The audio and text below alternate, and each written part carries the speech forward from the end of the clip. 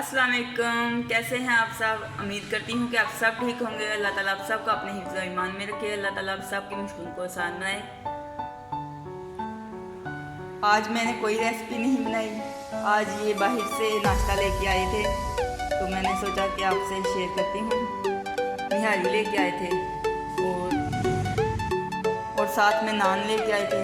ये आज का हमारा नाश्ता है सुबह का।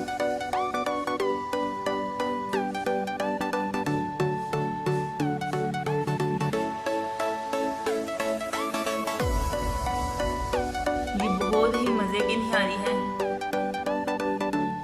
जिस होटल से लेके आए हैं बहुत